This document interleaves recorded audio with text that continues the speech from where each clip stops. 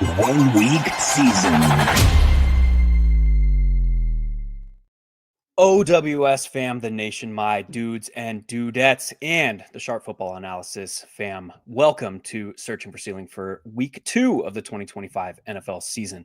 Now, week 1 taught us a lot, but I don't think it's exactly what you're thinking. We'll get into that. I'm going to tease that a little bit right here. Before we continue, though, I do want to let you all know that over at 1 week season, our props went 5-2 in week 1 NFL betting for a solid 35% ROI. You can get access to week 2 on the weekly subscription for only $9. So head on over to oneweekseason.com, check out the props betting sub for only $9 on that special price for week 2. Now, I teased a little bit about what week 1 taught us, and I want to give a little context to that before we get into the show here today. Week 1. Now, I guess let's go back a little bit. We have 2 years of the NFL getting rid of preseason week 4. And what we've seen over the last 2 seasons is scoring has been down to start the season. And I think that is correlated.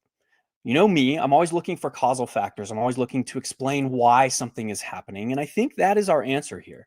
I think we have to treat moving forward NFL regular season week 1 as preseason week 4. We saw 193 points top a 877,000 entry Millie Maker in week 1. That is absolutely bonkers. Typically, for a contest that size, we're going to see scores in the 240s to 250s shipping that thing. So that is something to keep in mind as we move forward, because we have to kind of take what these teams have showed us in week 1 with a slight grain of salt.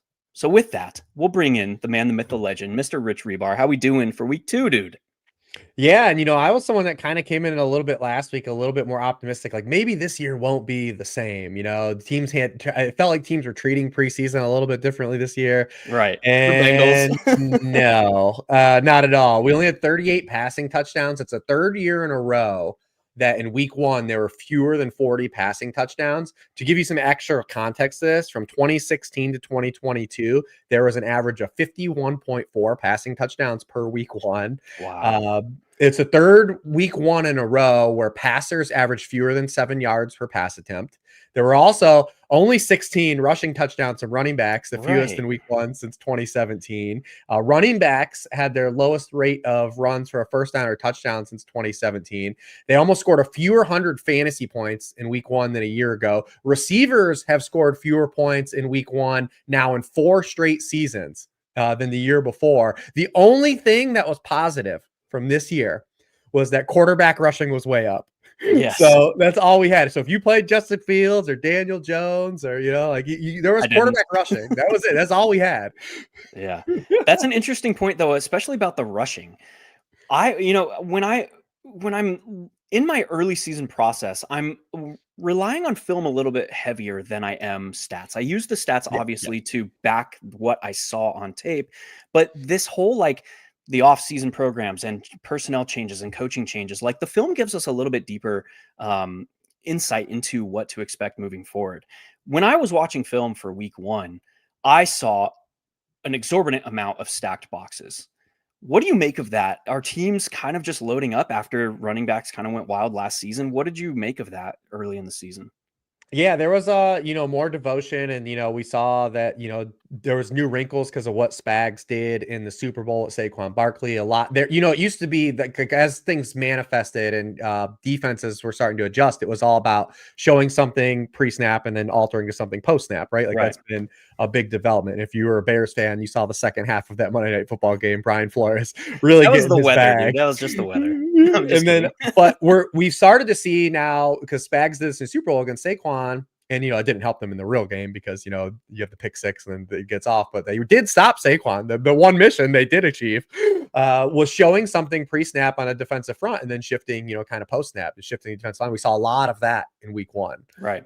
So we'll see if that remains static and try another kind of the cat and mouse game, right? The counterpunch to this. Because if teams do still want to play coverage, and they do, and you don't want to just let teams trounce you in the run game, because we did see a big shift last year to heavier personnel in the run game, that's, you've got to have a way to combat that while still be playing your coverage on the back end. So it'll be interesting to see if the run game picks up, but it was a pretty bad week 1 rushing spot. I will say, coming in when I wrote up all the games last week, I was really down on a lot of the rushing spots. So maybe that played a role.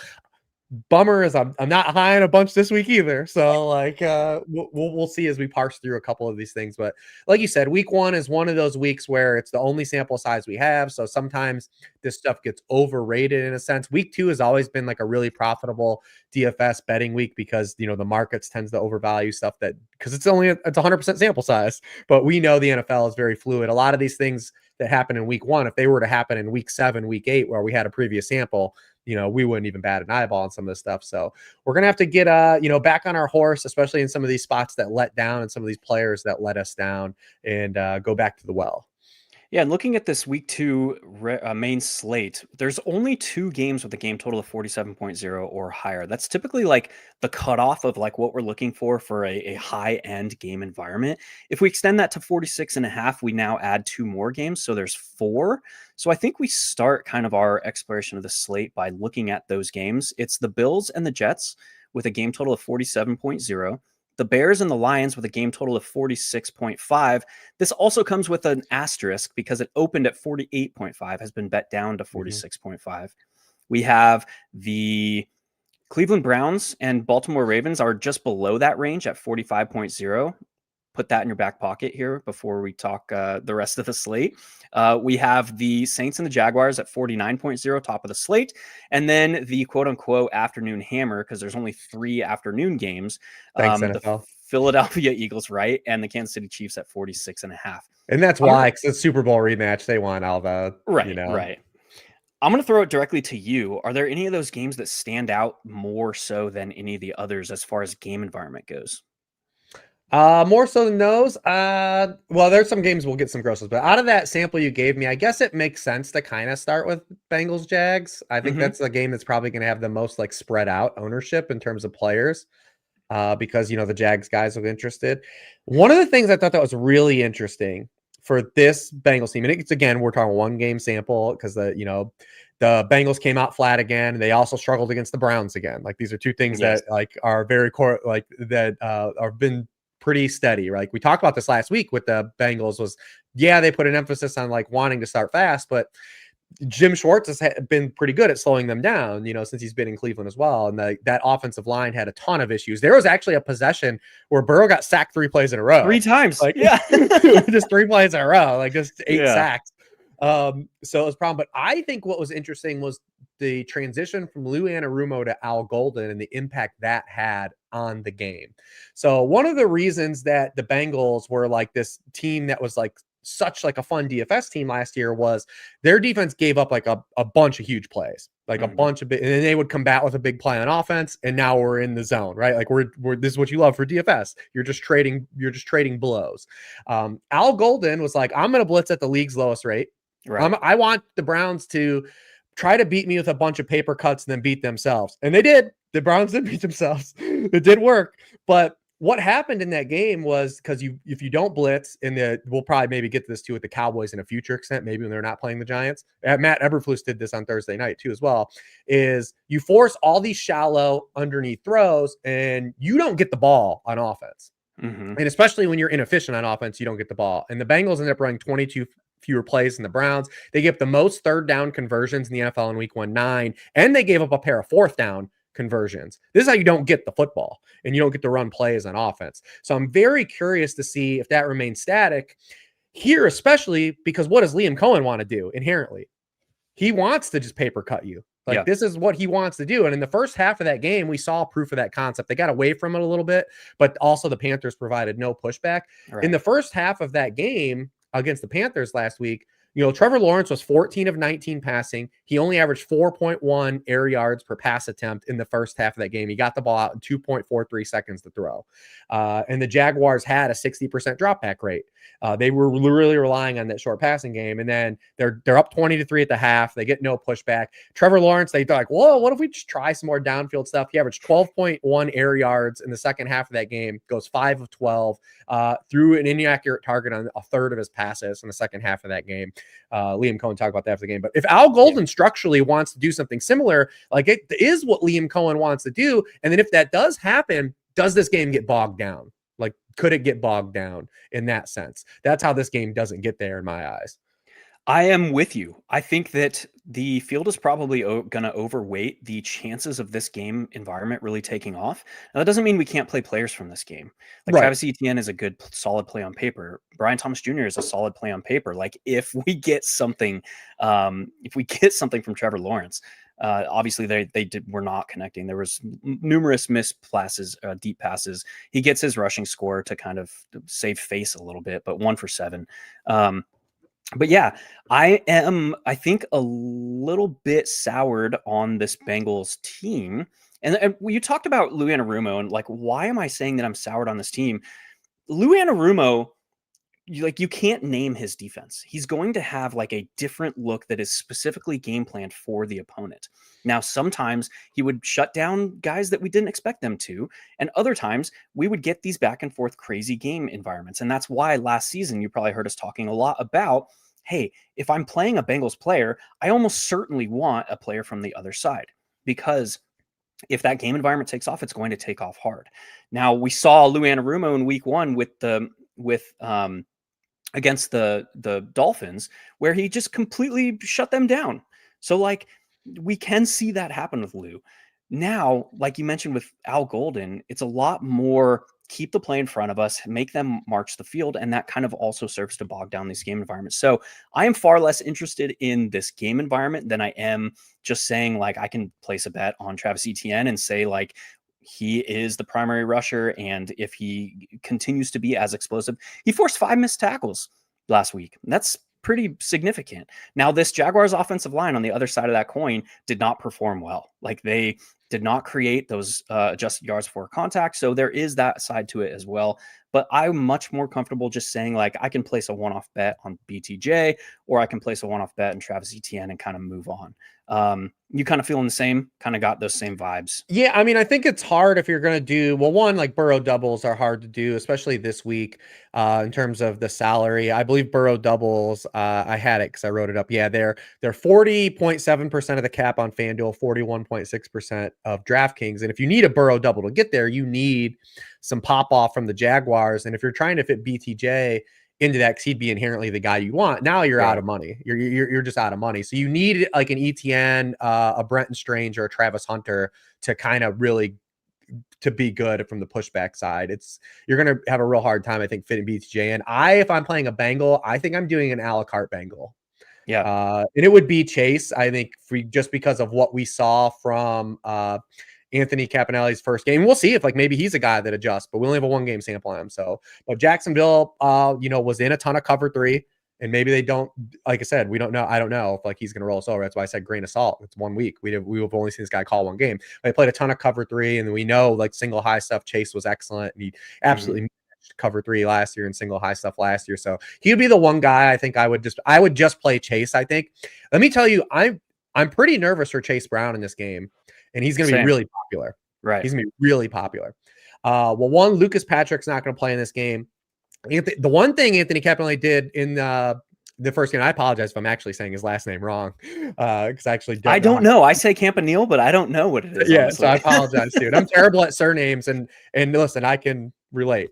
My last name. I was calling you the wrong thing for 2 weeks last year, or when we started this 2 seasons but ago. He ran a ton of twists, a lot of stunts, right? And it's like we just talked about, like this Bengals offensive line didn't perform well, and I think a lot of people look at the 23 touches Chase Brown had, and he did have 23 touches. Like he had 92% of the backfield touches, and say, yeah, I'm getting a home favorite in a good game environment. I'm just not going to overthink it, and there is something to be said for that, but he did lose a ton of opportunity in the receiving game. He was on the field for only 42.9% of the dropbacks in week 1. That ranked 28th among running backs. For some added context, that was like right in between Ramondre Stevenson and Zach Charbonnet. When he took over the backfield last year after the Zach Moss injury, he was on the field for 66.8% of the team's passing plays. That was 4th at the position. And that was a huge anchor for him, because go back and look at any Chase Brown rushing box score. He wasn't good. Like, he's not an efficient runner. This team's not an efficient rushing team. So he needs that like bed of receiving work. Like he absolutely needs that. Right. So that is like, I think that's a little bit of concern for him, especially if he's going to be really owned. If it's a cash game, whatever, you just take the like. But in these large field tournaments, like if he's gonna be really popular, he's not, I don't think, gonna be in like my tournament pool. I concur with that fully. And I'm going to segue now. We talked about the changing dynamics of this Bengals defense, how they were blitzing at a 4.2% frequency in week one. Let's flip that. Let's go. Let's look at a game where these defenses were extremely aggressive in week one. And that is obviously playing to the searching for ceiling here. The Miami Dolphins and the New England Patriots. We saw the Miami Dolphins blitz at a 51.5% frequency because they were not able to generate any pressure on their own in week one. We saw the New England Patriots blitz on 43.6% frequency, and those were the top two rates in week one. We also saw the Patriots play elevated rates of cover one and man coverage. With that setup in this game, do you think that there's paths to ceiling for the skill position players here? Absolutely. I mean, I love this game for the way I structurally play my tournament stuff. I love the single entry, like kind of game stacking environment. And this game is like right in my lane. And sometimes you lose. I'm trying to win like 2 or 3 of these weeks that cover the season. Last week, Jags Panthers is my game. This is the one I'm definitely dialed into. I like the over in this game a lot too. It feels very Love light. to hear it. Love to hear it. Yeah, absolutely. Because this is like the ugly duckling game, right? Like the two offenses that let us down. People played Drake May last week and were let down. I think people will get to Drake May just because of how bad the Miami Dolphins defensive vibes were. Anytime you let a Daniel Jones led team score in every single possession, gamers are probably going to come back to that and say like, all right, we're going to give you, and May comes to a little bit of the rushing. I think the Dolphin side is extremely interesting here. Let me just allow me to play devil's advocate what happened for the Dolphins last week. Because I understand this is going to be cope. It's going to be very cope based. It's like odds are the Miami Dolphins are the "this is fine" meme. Like probably. I would agree. Like, but again, we're not playing for that 95th percentile outcome. We're playing for this 1 to 5 percentile outcome. So they open the game, they have 2 terrible turnovers, and like already the game's thrown into like a weird game state. On their third drive, they actually go all the way to midfield and it stalls out. They don't get the ball again before halftime. It's 20-0 at halftime. Opening drive of the second half, they go all the way to midfield again. Tua throws the interception to Latu. The defense line, which was horrible, but like then so they're down 23-0. They get the ball again. They drive all the way down to the Colts 31, but because they're down 23-0, they have to go for it.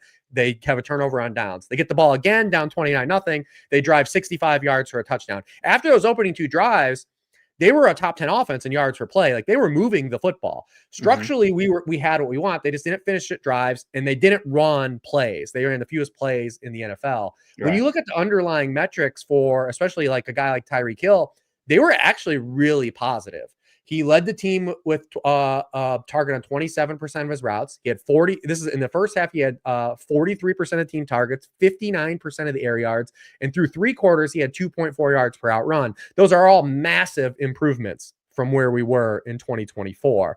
Christian Gonzalez isn't playing in this game. The Patriots allowed the most explosive plays in the NFL in the pass game in week 1.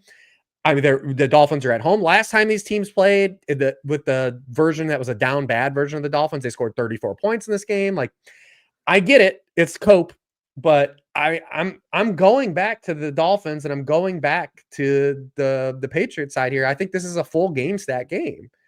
I agree. Let me talk a little bit about the positives of the Patriots here. The Patriots blocked. So this is not a positive for them as a team, but it is a positive to some guy that we're going to get to here shortly. The New England offensive line blocked to the lowest adjusted line yards before contact of any team in week 1. That was 1.32. And the Dolphins allowed just 1.68 adjusted yards before contact to the Colts. They held Jonathan Taylor largely in check. And I know because I freaking played him. He was my highest owned running back in week 1.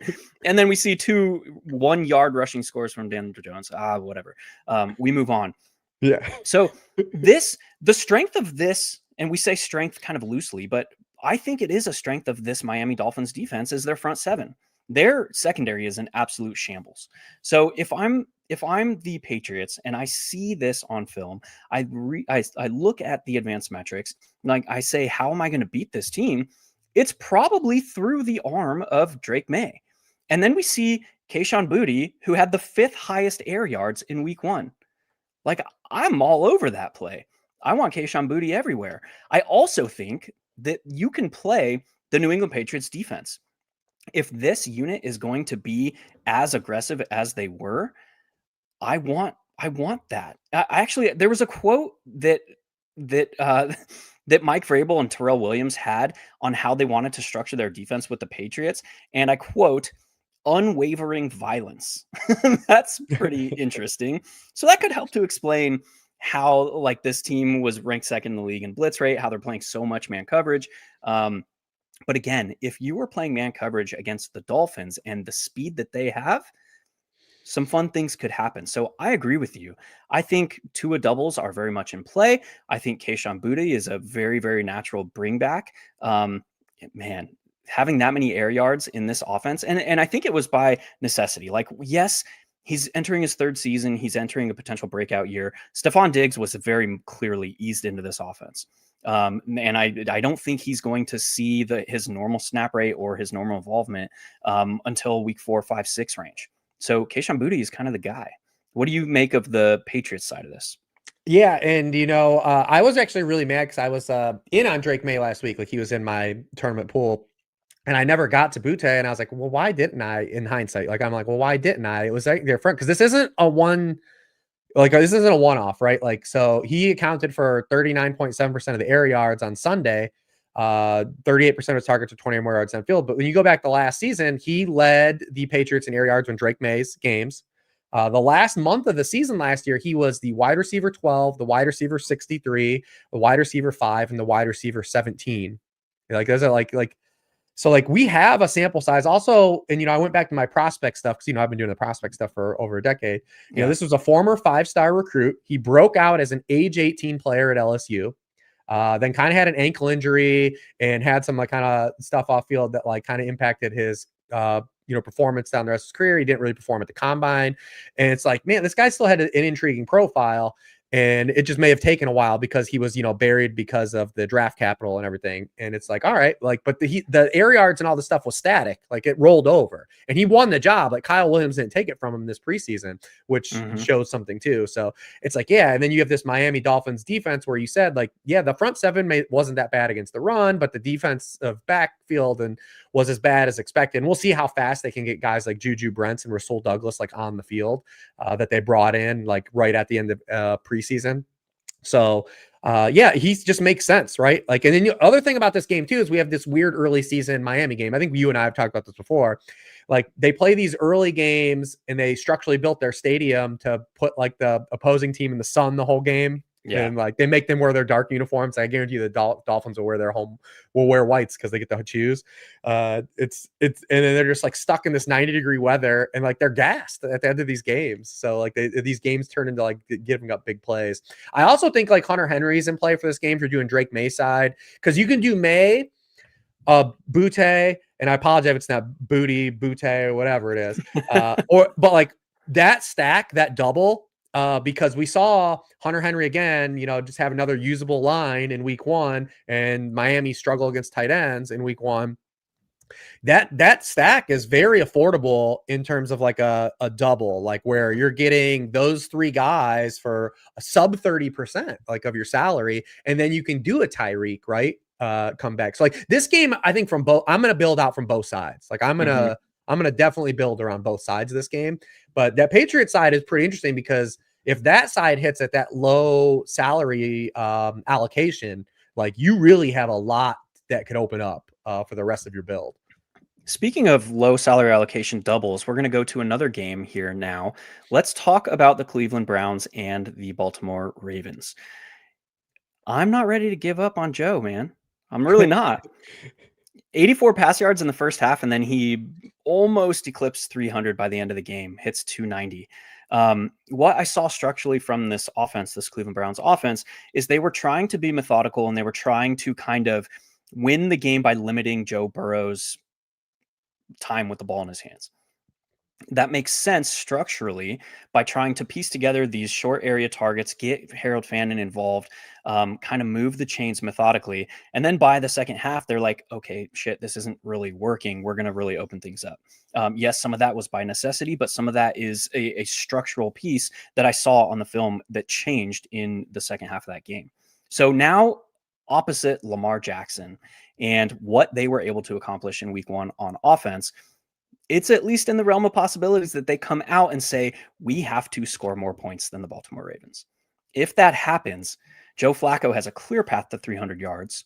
Again, he had before week 1 in his previous 8 starts hit 300 yards passing in 8 of his previous 10 starts over the last 2 seasons. So, and those are starts that he also finished the game because there were a couple mixed in there that he didn't finish. So now I'm looking at this like, Joe Flacco was heavily owned in week 1. He's probably not going to garner much interest at all after letting people down in week 2. The field is probably driven towards Harold Fannin. David Njoku led the team in routes. So like he's going to be involved in this offense. So now we have this, like, you could pair up Joe Flacco, David Njoku when the field is chasing Fannin, and Cedric Tillman, whose price actually went down after last week. Last week we were saying, like, I'm not a believer in Jerry Jeudy. I don't think that a 5th-year breakout is real. I think Cedric Tillman is the lead guy. You can triple stack, or you could play all 2 or all 3 of those guys for a cost of 13.7 DraftKings dollars. That is 27%, 27.4% of your salary in week 2. And you can still have the room to like bring along Derrick Henry in a game stack. You can run that stack by itself. I just think there's mega upside in this game, a game total of 45.0 that is just below the top tier. And again, it's a top tier that has a lot of question marks this week. What do you make of this Ravens and Browns game? Yeah, I mean, the Ravens look like an absolute Death Star again. Like they just, and if they're that good on offense, like, I mean, they're just going to drag people into the, high scoring games, right? Like their game totals are always going to be pretty decent because their team total is always going to be high. Right. Like, so they're always going to drag the game total up. I mean, they just looked incredible. I know that they, gave that game away at the end, but the offense looked absolutely incredible while it was moving.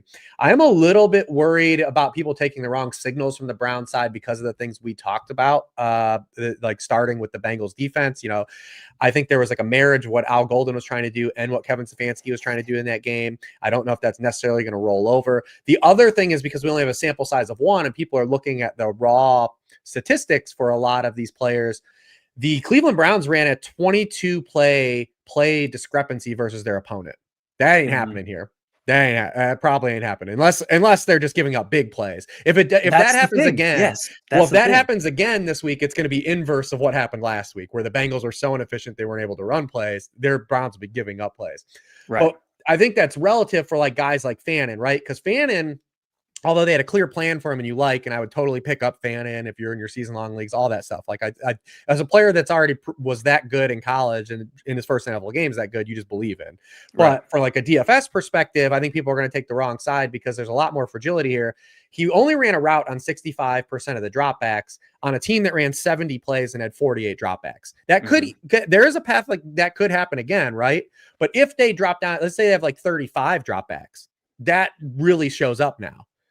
That really shows up, and that's how you see the volatility and the fragility. I mean, Dylan Sampson ran 15 pass routes on a team that had 48 dropbacks. Like maybe he has more moving forward and it's a part of the offense, but like it's not bankable, right? Like that's not a bettable thing for like just to go into week 2 and say like, yes, our team's gonna have 22 more plays than the other team. We're gonna have 50 dropbacks again, and it's gonna all smooth out these lower guys that weren't on the field as much, but they looked good because they had targets in the box score, right? Whereas like Njoku's the inverse. Like Njoku was out there every play. He was on the field for 86% of the dropbacks. He is saying get the targets, and he wasn't necessarily impacted so much by Fannin in terms of position availability. It was just target availability in the offense. But because those guys can coexist. Fannin doesn't play tight end like Njoku plays tight ends. We saw Fannin play inline 30 snaps. He was in the slot. He was out wide. He played a snap at quarterback in the backfield. Like, so like they can coexist. And so, yeah, I'm a little bit more, I think when you look at the cheapy tight ends, I ended up siding with Juwan Johnson more versus Fannin because I thought he was just from a volume play. and the popularity stance, like I'm still getting a guy that's not coming off the field versus a guy that will. And then if the field's going to jam in the guy that's only playing on 2/3 of the dropbacks, like I feel like that's leverage. So Right. that's how I'm approaching the Browns a little bit. I would rather play through Njoku and probably Tillman again if I was doing that side. Yeah, and that's the thing too, is like all the ownership from this team is going to Fannin, and it's not being stacked or paired up with Joe Flacco based on his ownership projections at current. So that leads me to like want to dive into this game environment because like what do you look at? Like Zay Flowers, capable of breaking off big plays. Derrick Henry, capable of breaking off big plays. Lamar Jackson, capable of breaking off big plays. So if those big plays are breaking off, now we can get that increased volume for Cleveland and we can stack them up.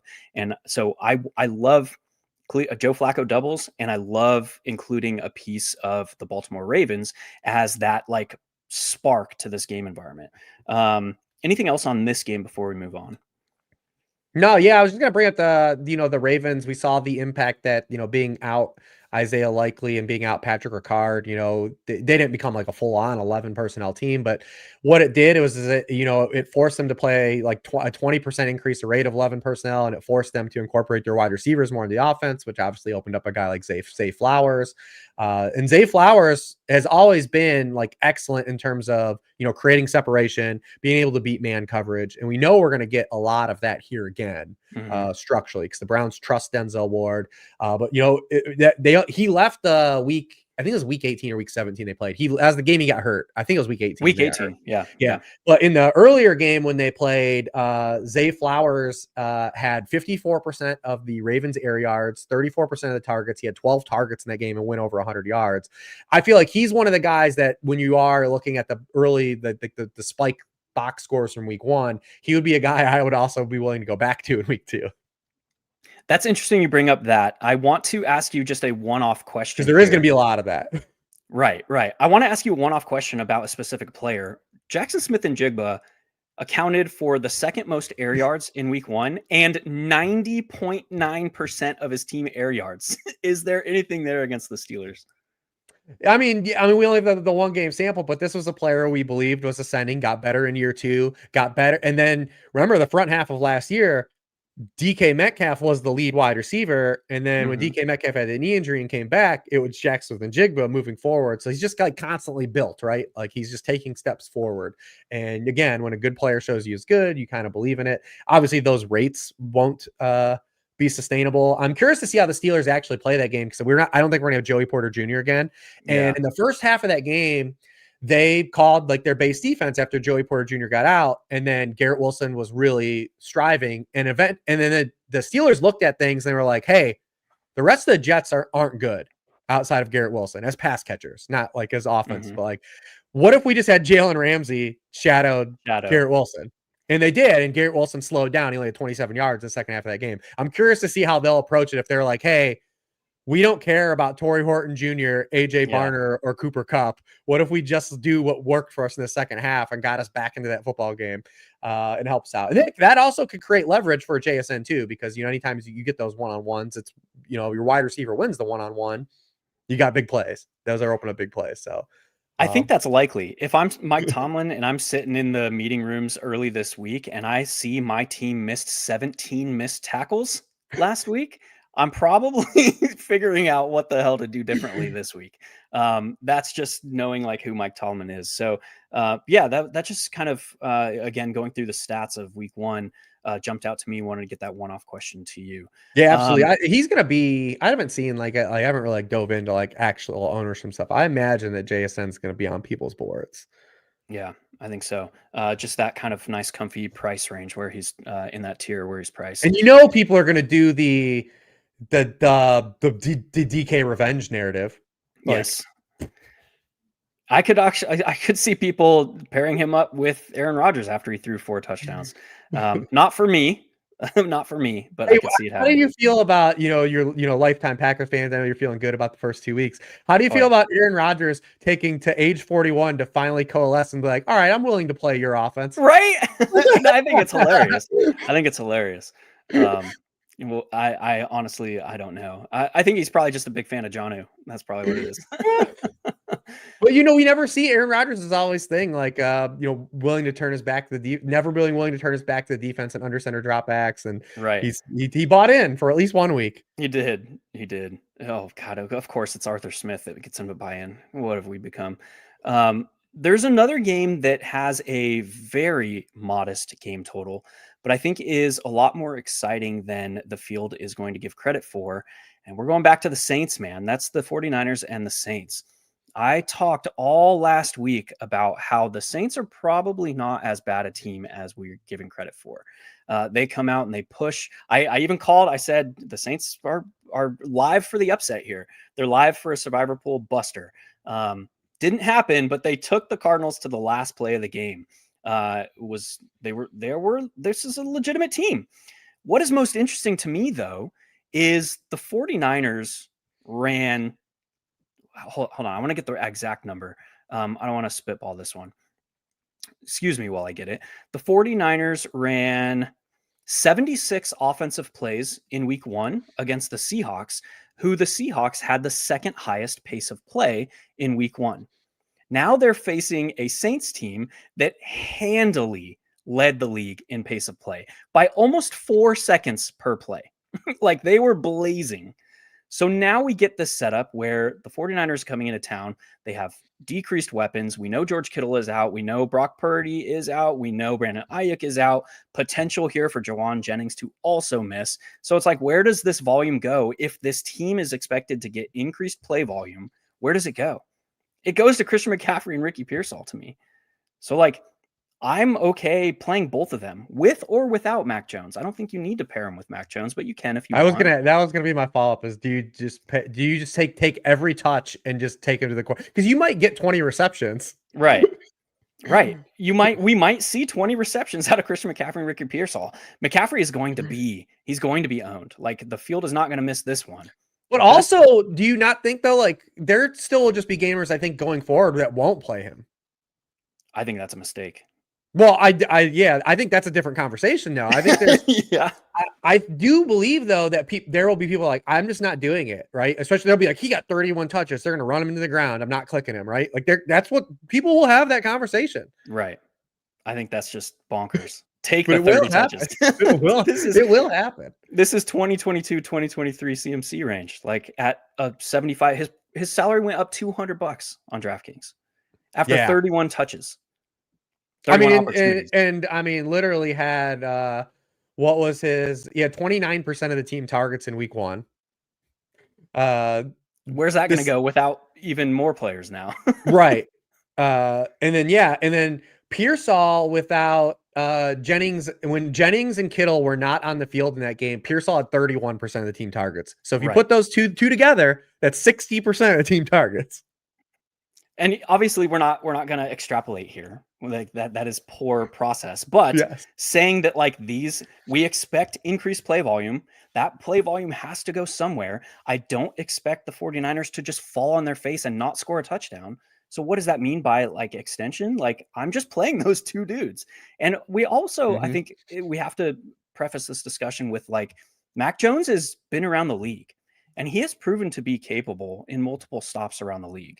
And we look at last year, what did Brian Thomas Jr. do with Mac Jones? He started the season off with Trevor Lawrence, like not connecting on deep balls. And then you see him explode in the second half of the season with Mac Jones. Why was that? He was just locked into him. So I think he's going to be just locked into Ricky Pearsall. I think it is a very valid argument to have. I will have probably 100% CMC this week. And I'm toying with legitimately having 100% Ricky Pearsall tied to that as well. No issues at all because we know the coordinator has shown a proof of concept that he calls plays for players. Right. And there's 2 players. There's 2 players and there's only 2 players. Right. So like for the past 3 years with Kyle Shanahan and Brock Purdy in San Francisco, the question hasn't been like, will this team succeed? It's like, do we have enough to direct where we're going to go with this team? Is there anything that can tell us like one player has a better shot of outperforming the others on this team? And now like it's just 2 players. So I'm fully bought into this spot. people are probably going to stay away from Ricky Pearsall because Mac Jones, because of the low game total, because of the low team total. I'm not buying it. I'm just playing them. I'm 100% lockstep with you. My core plays, which I put out on Saturdays, I write them ahead, and those two players were right in there. So right. And I mean, this is also what's really great about this too, is like this game doesn't have to go crazy for those guys to be good for fantasy. Like this game could be 20-10, and those guys put up good lines at their salary, like tournament winning lines. Right. Do you need, with that discussion now on the 49ers, do you need a bring back from the Saints? No, like I said, I think you can outcard them. I do though. If Harold Fans be so popular amongst the cheapies, we didn't talk about Brenton Strange in the first game, but I actually think Brenton Strange is interesting at that price point again because he had those early looks in the offense, right? And if Lawrence and that's gonna be the play side, I think we have reason to go back to Brenton Strange again at that price point. But again, if I don't really see a top-down argument for Harold Fannin to be so massively owned versus Juwan Johnson. Like Juwan Johnson was on, Foster Moreau's not playing again. He was on the field for every single drop back on a team that had the highest pace of play in the NFL. Like you just take the routes. I know the matchup's not great, and we don't like playing guys against Fred Warner, but also Juwan Johnson's not a typical inline tight end. He plays, he plays out in the slot. So that's something to follow. I'm not saying jam Juwan Johnson in. I'm just saying follow the projected ownership. See if there's a big disparity between Fannin and Juwan Johnson, because I don't believe there should be. I actually think it should be in favor of Johnson. Just for the usage. Because at that price point, like where you're just looking for like small misses, I'm just going to bet on the dude that's going to have the volume. I'm with you there. Obviously, we saw this offense running at a blazing speed. We also saw it be extremely concentrated. And one of the things that stood out to me the most was Alvin Kamara only had 2 targets. I mean, it was highly concentrated on Juwan Johnson, on Chris Olave, and Rashid Shaheed. Those 13 targets, 11 targets, and 9 targets. They combined for 33 targets. So that's fairly significant here. Again, I don't think a bring back is required, but I think any 3 of those guys, Rashid Shaheed for his per touch upside, Chris Olave for the potential volume, and then Juwan Johnson for the potential volume and red zone role, which has carried over some into the 2025 season. I think they're all viable as a. I mean, Olave's played 2 games now in full with Rattler. He's got 14 and 13 targets. I know that like the yardage wasn't flattering, but he had the Drake London game from week 1, That's a good comparison too. That's a good comparison to like Drake London. They are similar roles in their respective offenses, and they need volume to come to provide a GPP worthy score, but they have it at present. So very interesting there. I'll throw it to you. I picked the last few games. Are there any other games that are standing out to you as potentially carrying some upside here? Yeah, we'll have to walk through it, but we'll walk through it quickly because we do this all the time. But it's like 15 minutes left. Ready to go. But Jets Bills, I think, is fascinating for 2 angles. The first angle is obvious. The Buffalo Bills were absolutely put in hell on RPOs and outside zone runs in week 1. And they're not going to have Ed Oliver in this game, who is the second highest graded interior rush defense. He was like the lone bright spot of that defense in week 1. Right. And they're facing, the only player that Derrick Henry had more outside zone runs than in week 1 was Breece Hall. So they're going to see the same thing. Now, does that help Buffalo? Do they say like, hey, we just seen this. We're going to, with that prepared us for week 2? Or do the Jets see that and say like, all right, we're going to make sure you adjusted. And like you have adjustments for this, because the standout for me in that context would be Breece Hall at this projected ownership. Right. Because Breece Hall is the type player, and I know Braylon Allen, he has to deal with Braylon Allen and Justin Fields near the end zone. But you know what else Breece Hall could do? Snap off a 40-yard touchdown run. And if you get those, like then you're talking high upside play. So that's interesting. And then the other angle is what Aaron Glenn did with Steve Wilkes in week 1 was exactly what they did in Detroit. And that's always been a no-no against Josh Allen. Right. Like, and even the Ravens found out like last week, because, he cooked against man coverage. When Josh Allen faced Aaron Glenn last year, Aaron Glenn sent everyone at him. And guess what didn't work? Sending everyone at him. So like that game is interesting because you don't have to stack this game up as a game stack. This game can also be another game that's 23-20 or 2017, and Justin Fields and Josh Allen and Breece Hall are all still really good. Right. 10 skill position players saw a target for the Buffalo Bills last week. and they are not going to run 85 offensive plays ever again this season, probably. So are you buying all of that? I guess is a lead into the question. Are you buying a Keon Coleman breakout here after he had the third most air yards, after he went over 30 fantasy points for the first time since Stephon Diggs in 2023 for this Bills team? It was a massive best ball play for me for this reason, because no, I'm not buying it week 2. It's like he had 17 yards through 3 quarters. Like, right.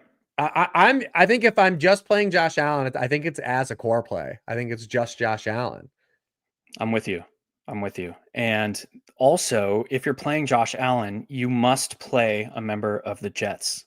So that kind of narrows it down. I think you could. It's crazy to think that you could, like. I think Allen and Breece Hall would be the way I'd want to play Allen. Right. That's what I was getting at. Is you need Super Josh to come out, and this team does not want Super Josh to come out unless he absolutely has to come out, and that means production from his opponent. So I think you can run Josh Allen with Breece Hall, and I think you can run Breece Hall naked by himself from this game. And that's kind of the way I'm seeing it. Yeah. He still out touched Braylon Allen 21-6. So you feel good about that. And then, like I said, schematically, it's interesting. And then you can play Justin Fields still too. So yeah, that's it though. That's all I really have from this one. Braylon Allen did score. This is important to note as well. Braylon Allen did score. It was outside of the 5. It was a run from 7, 8 yards out. Yeah, I think it was 8 yards. Yeah. And he gained 1 yard on his other 5 carries. And Breece Hall saw a carry inside the 5. And then there were 3 carries inside the 5. Justin Fields got the other 2. So there is touchdown upside if they are keeping Breece Hall on the field inside the 5, which it appears that they are. Yeah. I think he's my favorite non-CMC running back this weekend. Those that are in JM's mind via Inner Circle over on 1 Week Season and have access to his JM's journal probably get the same vibes because he has been talking him up all week as well. What else you got, man? Any other game environments here? Yeah, a couple. I mean, Lions, Bears. I think we have to respect that. Everything's telling us to still be like keep an open mind about this game. Especially now that what's funny is because think about this: if the Packers didn't play last night, the Lions probably would be less owned than they're going to be now. Right. Because everyone's just like, oh, well, the Packers defense is incredible. Like, we're just going to give them a hall pass. But if the Packers played on Sunday and had that same game against Jaden Daniels, we would have gotten less ownership on these on the Lions. They still have a 26-point total. I didn't really like a lot of what John Morton did the first game. They sapped the offense. Nothing under center, no play action. Because, Goff is one of these quarterbacks that needs that marriage. Of the run game, and it hurts him when it doesn't. And the one thing I am concerned about the Lions that might be static outside of John Morton is the interior line movement because they just couldn't run block in that game. We'll find out if they can real here because that's what got the Vikings back into the game against the Bears as the Bears really struggled to stop the run in the second half of that game. And it got JJ McCarthy going because what is JJ McCarthy? What do we know about him? He plays off the marriage of the run game. Mm-hmm. And so if the Lions are able to run the football in this game better than they did in week 1, I think that opens up more of the offense. And then that's how they get back on track. And I really like that Kelvin Shepherd ran back just what Aaron Glenn did. He was like, yeah, that was successful. I'll do it. I have a real problem with a lot of these green first-time play callers that were internal hires that just did their own thing. Right. Morton was one of them. It's like, hey, all that stuff that Ben Johnson showed me worked? Yeah, that was cool. No. Didn't do any of that. But I really love Rome Odunze in this spot. Okay. Because he operated as that kind of lead Ben Johnson receiver. He's getting kind of like that horizontal routes. I know Olamide Zaccheaus had a lot of the first read stuff, but the stuff that we care about for the stuff that's soaked in fantasy fat and high cholesterol fantasy point stuff, Rome was getting number 1 on team in routes per dropback, number 1 in targets. Also, it was a very small sample because it was Brian Flores. Doesn't play a lot of man coverage, but he was targeted on 3 of his 4 routes against man coverage, and they were getting a big spike in man coverage in this game too. So I think if there's opportunities for explosives, the guy that's going to get the explosive opportunities is going to be Rome. What about from the Lions within this new structure? Yeah, well, like I said, if they're running the ball well, then that opens up the Amon-Ra J-Mo potential, right? Mm-hmm. So it all comes off the run game. But then if you're saying, well, if you need the run game for the pass guys to be good, wouldn't you just play Jahmyr Gibbs? Wouldn't you just take a shot on Jahmyr Gibbs, right? Coming back. Because I mean, like I said, we were probably not going to see a lot of ownership on those guys. And I think because the Packers played on Thursday, it actually is going to increase the Lions ownership. Yeah, I think you're spot on there. We got 10 minutes left. Do you want to talk about the Eagles and the Chiefs at all? Yeah, I think so. It's still got a 47-point total, right? Mm-hmm. And it's probably condensed opportunities. Like now, if Dallas Goedert not playing, we again get Kevin Patullo is another guy that week one did not impress me. Yeah. Again, adjust. We'll see. Will you adjust? What can you adjust? But we know that they're not going to throw the ball wide receivers at a 35% rate again. It was the lowest target rate Jalen Hurts has had to wide receivers. Also, I think that was also a product of what Matt Eberflus was like inherently trying to push them to do. And Kevin Patullo kind of fell for the bait. They win that game, but it wasn't impressive. A lot of vanilla, shotgun, no motion, static dropbacks. Right. Kind of played into the hands of what Matt Eberflus was trying to do. But is Spags going to do that? That's never really been Spags' game. Like he likes to be a little more exotic. He likes to mix and match things. But with Dallas Goedert not playing, we've known when any Eagle misses, it's inherently good because they only throw the ball really to three guys. Mm-hmm. So it's a bump for those guys. I do favor I'm going to mix and match these guys. I do favor Devontae Smith a little bit more just because historically Spags has devoted resources to AJ Brown. And I think gamers are going to want to play AJ Brown because of the squeaky wheel, but Devontae Smith's had really good performances in these matchups. Also, both these defenses are not where we left off a year ago because they got kind of poached a little bit. And they're going to take some weeks to figure out how to calibrate the personnel on their defense. We saw that with both teams. You saw it with the safety play for the Eagles and obviously Adoree Jackson. I mean, Adoree Jackson had a really rough Thursday. And he's starting again this week. They already said, like, he's starting. They're trying to get Jacorian Bennett up to speed. And then the Chiefs had all that movement, with their safeties too as well with, Jaden Hicks moving over. They had Connor, playing as nickel back, and they had a real tough time with the Chargers. And then the Eagles are not going to light them up like the Chargers did. But again, they just have a lot of moving parts. So when you have condensed target trees and some defenses that are still trying to find their way, I still think there is opportunity to stack this game up. And what unlocks it is the Chiefs guys being cheap. Because historically in the past, if you wanted to play Kelsey, and he's a little cheaper. I'm not necessarily that married to him, but like if you wanted to jam in Rashee Rice or like a Worthy, those ends of guys are being expensive. Hollywood and Tyquan Thornton, I think, is interesting in this game. He had the deep roll. He had more air yards on 4 targets than Hollywood had on 16. Yes, because again, if we're playing, because this is a game you would play in a single entry, like you stack this in single entry, and if Thornton does get there, he's gonna get there in the way Kayshon Boutte got there last week. Right.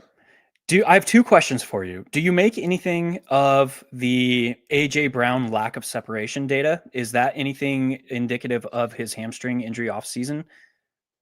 I don't know, because he personally came out yesterday and said it was the defense. Like he's like, I had no man reps. I had two guys near me all the time. And you're not going to separate with that. Because remember that happened with Tyreek last year too. Like he didn't show up in separation data because their teams just played zone coverage and they had guys all around him. So does he get more man opportunities? I would care more about his separation versus man. And we just didn't have any reps. Like if that was a thing, like you brought up with Mike Evans a little bit last week, like if that is part of the sample, then I think we can question it more. But until we have that man coverage sample, it's hard for me to really gauge because that's just guesswork. We're just guessing how hurt he was. Like Matt Eberflus gave them no chances to do anything. They had Jahan Dotson had the one shot and he cashed it in. Right. The other question, and you answered it a little bit earlier with the Tyquan Thornton, but who do we play to take advantage of like Adoree Jackson? Well, they did move Hollywood around. That's what you like. I still think it's Hollywood from like a volume perspective, but I do think the single entry fun play is Tyquan. I think so too. Yeah. Because like I said, if he gets there, he's getting there on these hitters, man. Like these. They talked about all offseason, like they wanted to throw the ball downfield and they took shots. Like he was behind the defense on 2 of those. Right. The secondary aspect of that equation, I think, is Hollywood Brown's role. Was it out of necessity because of the in-game injury of Xavier Worthy, or do we see that game planned like the same way in week 2? But I don't think that if you're looking for a matchup stance, like Travis Kelce stands out. I mean, Zach Bond has established himself as one of the best coverage linebackers. They took them away. Like, he did nothing in the Super Bowl when these teams played. They allowed 23 yards to Jake Ferguson in week 1. Like, we have a sample of this team being good against tight ends, and you could say it's a byproduct of what Fangio does, but Zach Bond's elevation is why he got paid this off. Of the defenders they chose to keep, he's the dude that got paid. Right. Concur with that. All right, we're to the area of the show where we give our complete off-the-wall hammer, the hidden hammer here, we'll call it. I want to hear what you got for me for week 2. My guy, because we named a couple of them, like Breece Hall as like a GPP play, and I said going back to Tyreek and the Dolphins. My other guy that I want to, I'm gonna sneak 2 in because I can. Yes. My one guy, my primary guy is Malik Neighbors. Yeah, Malik Neighbors. I love this. What's that? You stole mine. Oh, I'm sorry. All right. Well, I'll let you do. All right. So I had 2. No. I'm gonna let you do Malik Neighbors. I had 2. Okay. My other guy's Tyler Warren. We're like, we saw Tyler Warren proof of concept, like immediately week 1, 31% of the team targets. He was targeted on 38% of his routes. He had the highest target share for a rookie tight end in week 1 since target data has been tracked. We were in a very similar spot. Let me bring you back to last year, week 5. Brock Bowers is cooking. Everyone's like, man, we can't play Brock Bowers against the Broncos. We can't do it. The Broncos are too good. He opens up the game with a 57-yard touchdown. He goes over 100 yards. Catch and run down the left sideline. It's burned into my brain. Patrick Surtain's going to be on Michael Pittman. Tyler Warren, I still think, is a very good play at low ownership in this game. I like that call. Let's talk about Malik Neighbors a little bit. Yeah, I love Malik Neighbors. Malik, yes. I love that game. 100%. We didn't touch on the Cowboys and the Giants, but love this game environment. Play Dak Prescott as well. But we look at Malik Neighbors. Yes, like Russell Wilson struggled. We're probably going to see Jackson Dart at some point soon, I would guess. Just picked him up everywhere. We were just talking offline on the FFPC for cheap. But we look at Malik Neighbors. He still is the dude in this offense. In a route at a 91.1% frequency, ADOT of 11.9 in week 1, had 131 air yards. That was 6th in the league. And his 68.6 air yard share was 3rd most in the league, which is really funny to see the name above him, Calvin Austin. Ooh, interesting. But still 29.7% targets, 0.27 targets per route run. Things are going to click eventually here with Malik Neighbors. I really like this game environment. Again, I wish we would have talked about it. Actually, we'll talk about it quickly here for a minute. Go ahead. But CeeDee Lamb, Malik Neighbors, Dak Prescott, if you want to run that simple correlated game stack 100% in week 2, by all means do it. But Malik Neighbors, I think, is a big part of that equation. I love too the diversity that we didn't see as much in year 1. Was in the slot for 39% of his snaps. Rookie year was 23.7. And I know it didn't play out in week 1, but that's just going to give him access to a higher floor. And no Deron Bland, who's the nickel corner. And no Deron Bland. Yes. So we do love that too. The only thing that would be the fly in the ointment here is if Everfuss just runs back like, hey, we're just going to we're just shell coveraging this thing up because we don't respect your run game. Which is valid. Nobody respects the run game. We do not respect your run game. That is valid. But the flip side of that is where the Giants really, really ran into trouble is with pressure in the backfield in week 1. And now we get a Cowboys team who just got rid of Micah Parsons. They really didn't show any meaningful way of getting organic pressure without blitzing in week 1. So that could play into an increased connection here with Malik Neighbors as well.